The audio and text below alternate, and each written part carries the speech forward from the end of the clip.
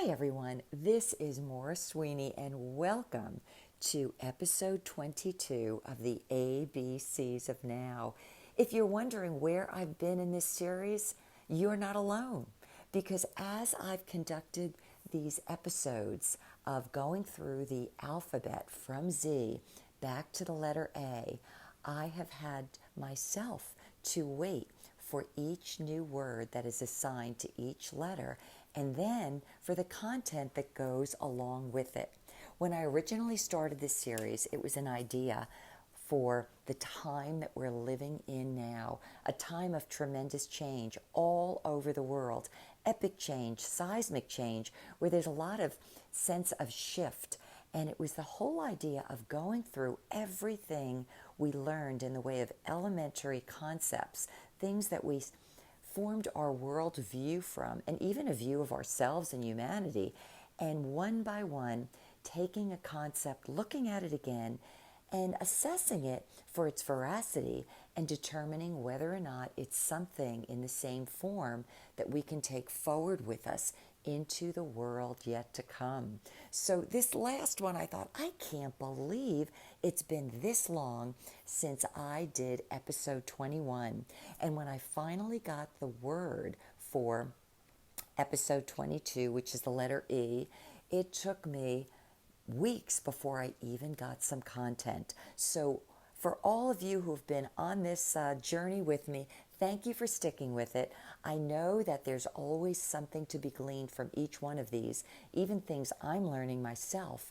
And oddly enough, and perhaps not, today's episode, E is for everybody, ended up with content that I believe is quite timely, even though you might find we'll be going into some history. So again, I just told you we're on the letter E for episode 22 as we are working backward through the alphabet, and the word is everybody. What we're going to cover today is first, what might seem awfully silly is the meaning of everybody, what it is and what it is not. Then we're going to go into lyrics to a popular song from the middle of the 20th century, last century. Next, we're going to look at a few examples of how the lyrics from that very popular song proved quite universal and true even today.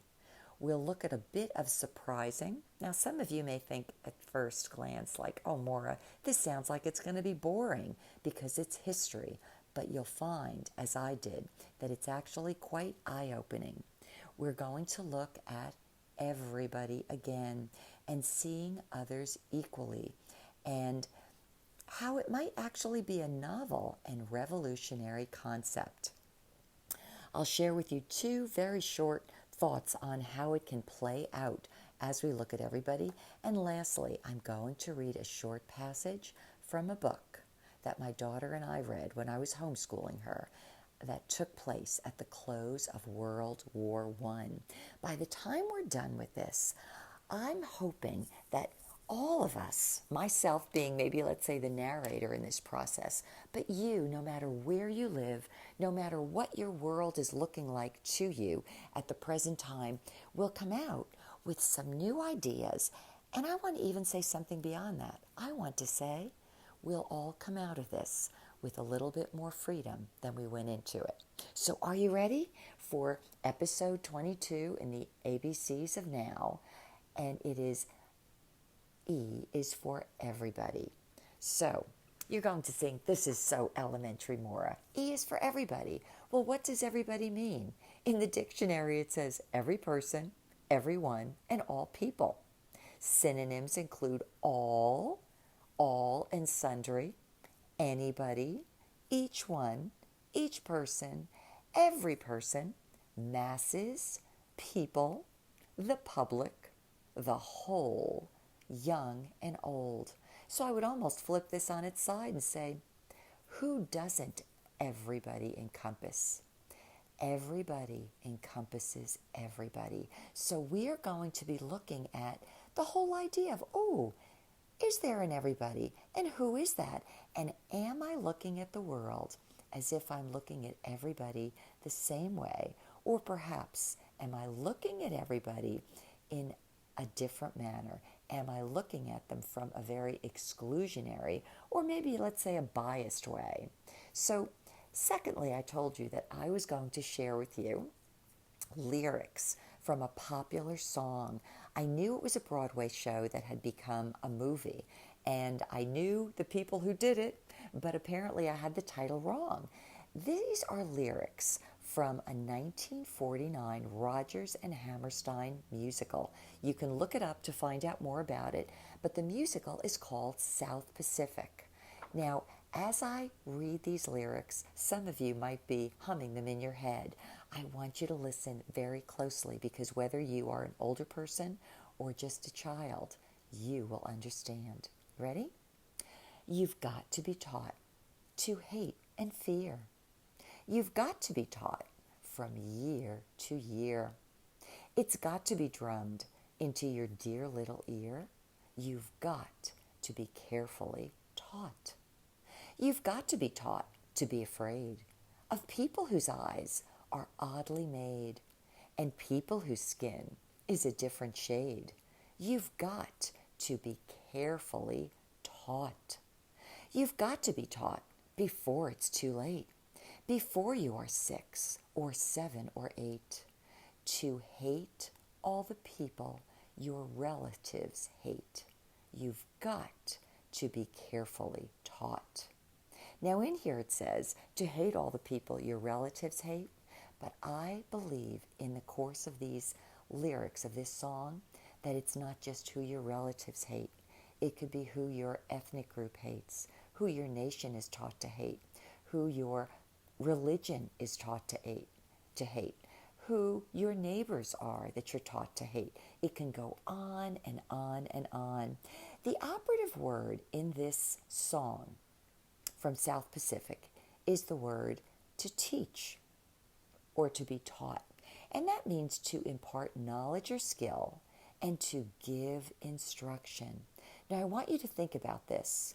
Someone else is giving you instruction. It's different from knowing something intuitively or inwardly.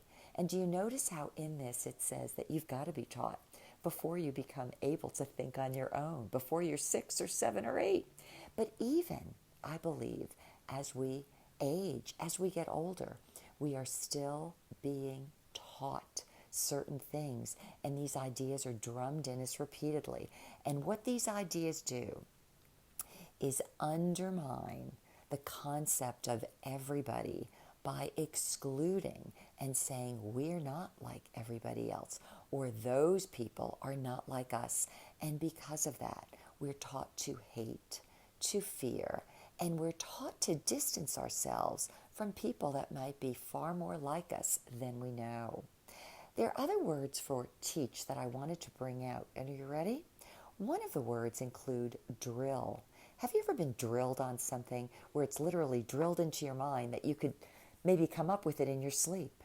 And another word for teach is to indoctrinate.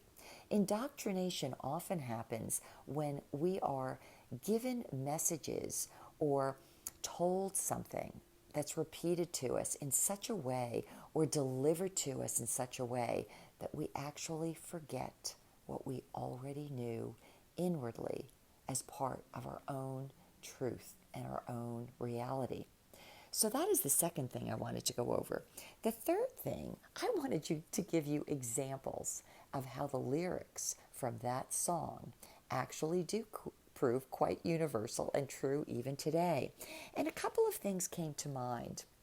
And I always tell you this when I do this. I'm dating myself, but I do carry things right up to today. Did you know when I was a small child, I had to actually learn that Madison Avenue, that was responsible for a lot of commercials, movies, print, and TV advertising, considered blonde-haired and blue-eyed children the premium brand. Now, I had very dark eyes. My eyes are dark brown. My hair is brown when it's not gray. And I didn't know that blue-eyed and golden-haired children were supposed to be considered premium. I didn't know. I had to learn it And that's what happens with all of us. I want to give you another example of something I remembered from growing up. I remember men saying that women made poor drivers. And that was said repeatedly. Oh, women drivers, they're terrible. Well, that might have been repeated over and over and over again many decades ago until insurance company statistics showed otherwise.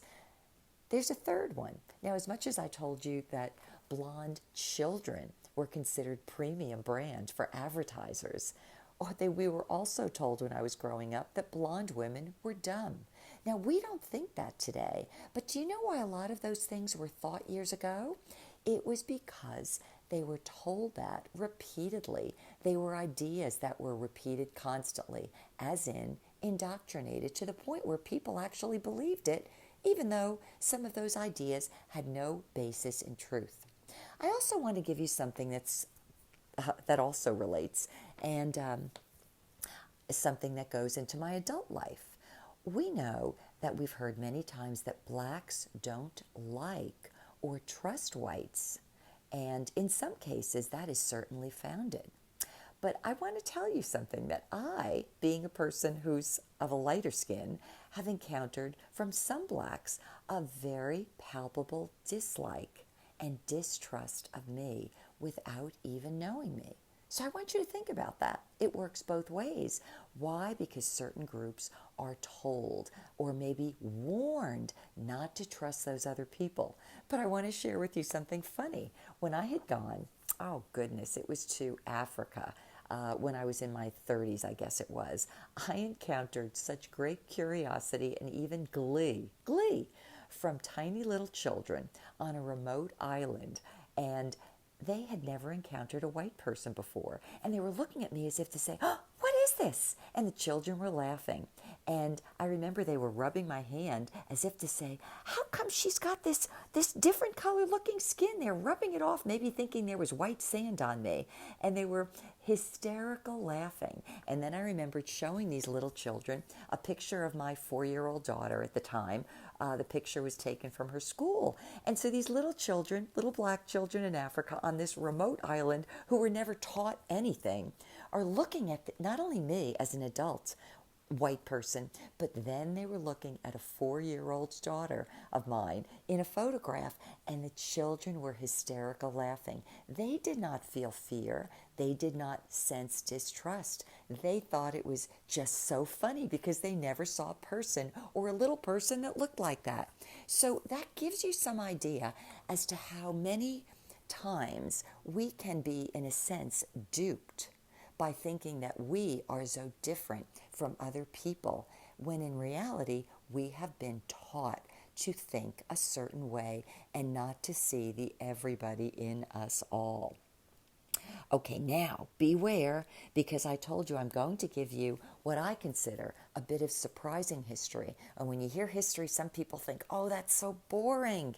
But I'm going to give it to you in a way that I hope you will clearly understand. Now, know that I'm coming to you from the United States, and you might be living in another country, but I want you to know that this was revealing information for me from the United States of America. In 1948, after World War II, there was something called the Smith-Mundt Act that was signed. And it was the beginning of the Cold War, when the nations that were supposedly democrat and free were supposed to be at, I would say, a sense of distrust with all of the communists. So at that point, this national piece of legislation was creating an information service, think of a news bureau, to disseminate abroad as into other countries, information about the United States, its people, its life, methods, and to aggressively interpret American foreign policy abroad. What did this mean? It meant that there was legislation in our country that said we're going to disseminate information into foreign countries that are going to make them think and believe and perceive certain things about America. It was done on purpose. Now, this Smith-Mundt Act was updated in 1972. And at the time, it was updated to ban, that means stop, disseminating or sharing within the United States any information about the United States, its people and policies that was being prepared for nations abroad. So you might not understand that, but what it was saying is that we had the freedom in the United States to send out news releases about our country, whether or not they were absolutely factual, let's say. And yet we were told that we could not have that same freedom to send out these designed pieces of news here in the United States. In 1985, this was added on to, but I want to go to the year 2010. We took the same act that started out in 1948, and it was updated for the global information age when newspapers were kind of going away, and suddenly we had this giant internet where information could flow immediately and without barriers around the globe. And what it did during 2010 is our government decided that news outlets cannot be sued or found guilty for, let's say, creating propaganda on its own people. Now, I want you to think about that. Let's say we were a nation that wanted other nations to think of us a certain way, and we could do it because they were considered maybe the enemy. But suddenly now, we were given permission, let's say, to news agencies here in the United States, in our own country, to disseminate the same kinds of information, I would call it propaganda, on our own citizens.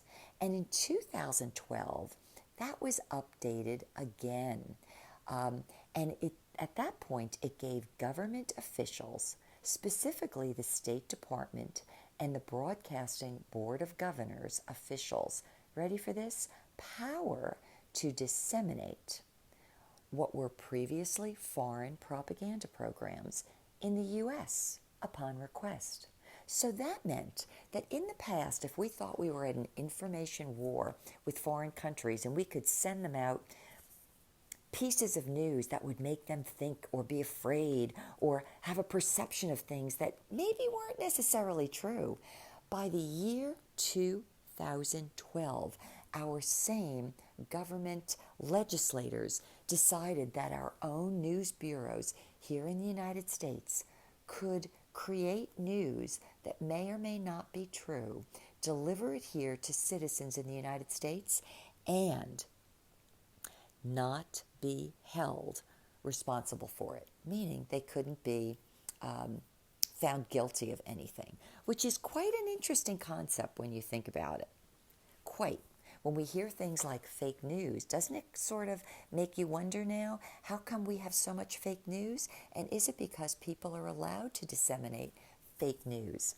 And see, it can happen almost anywhere, including in our country.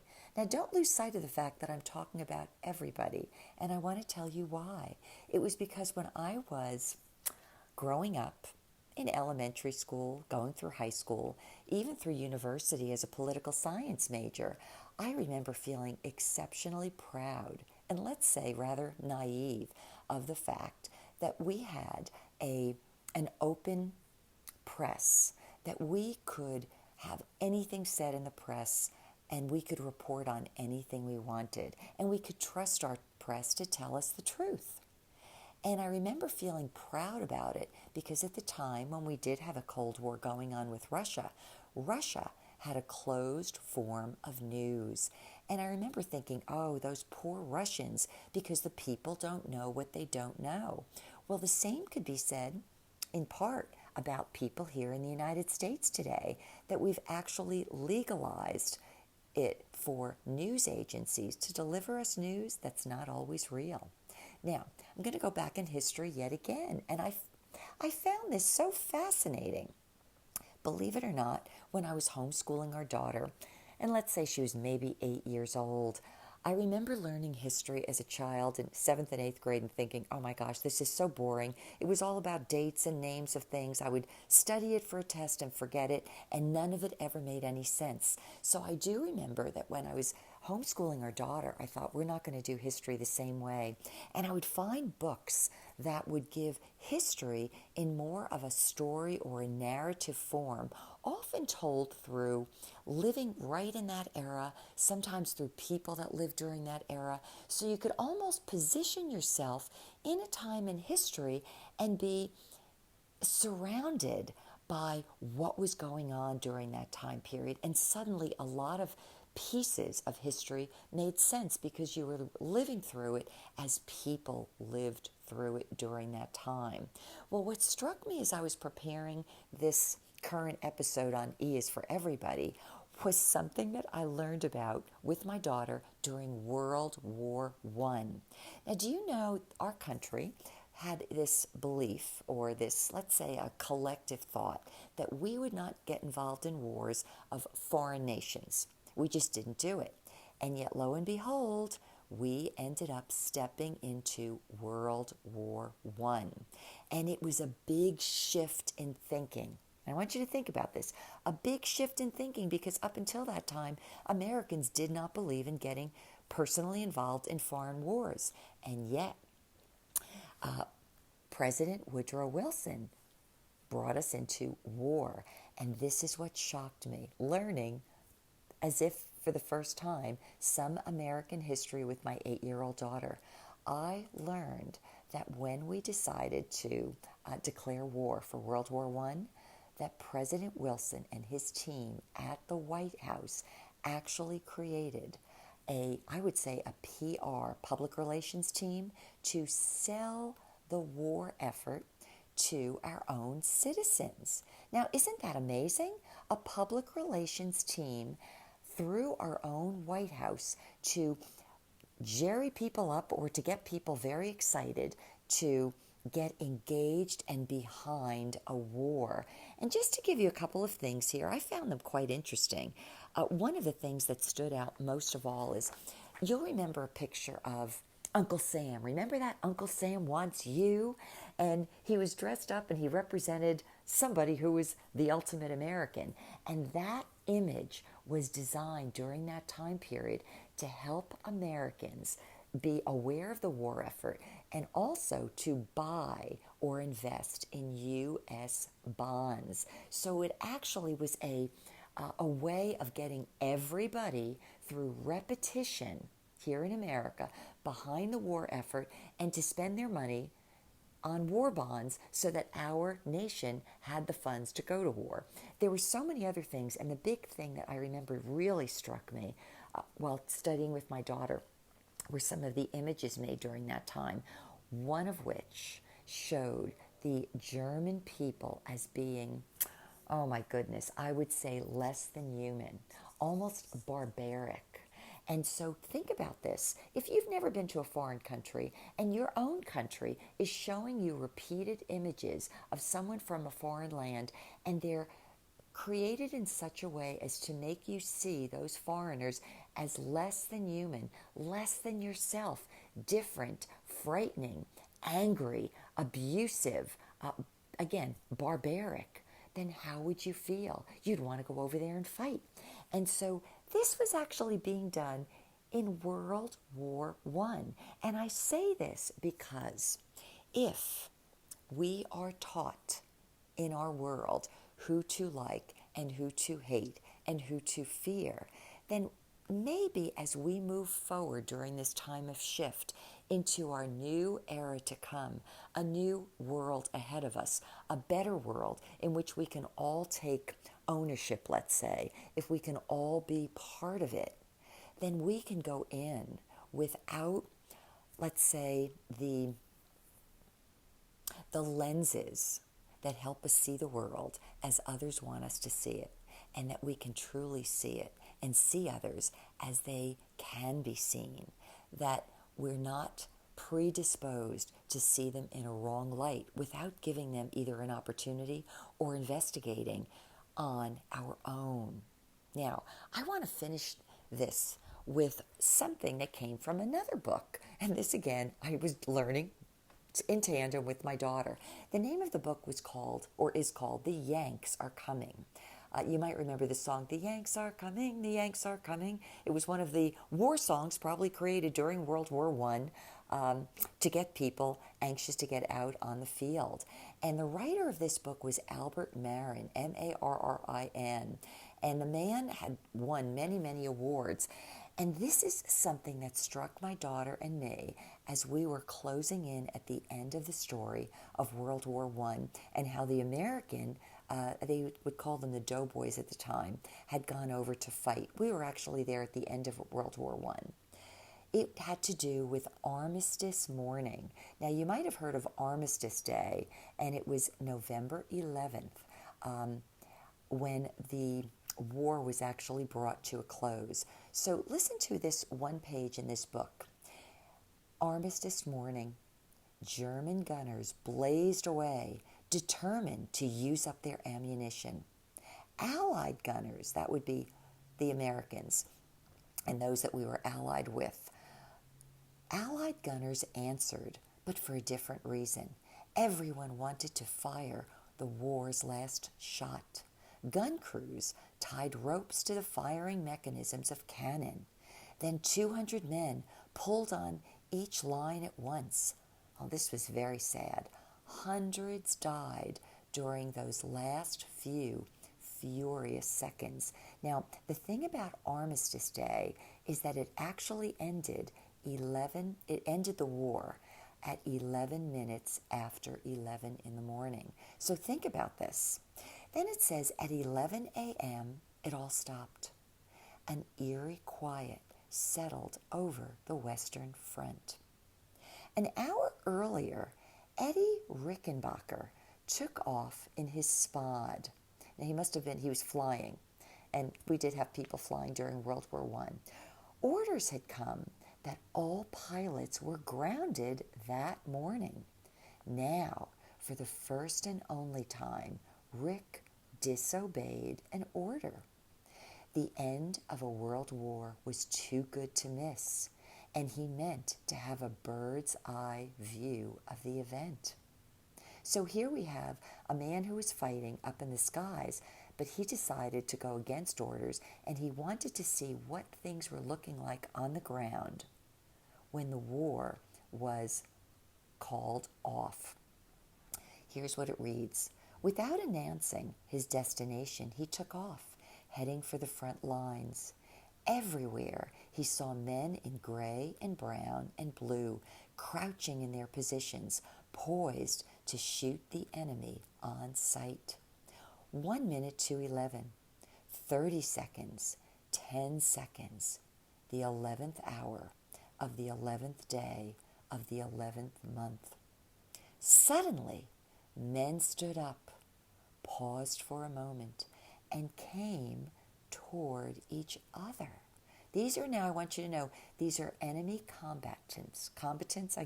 enemy soldiers that were fighting and killing each other.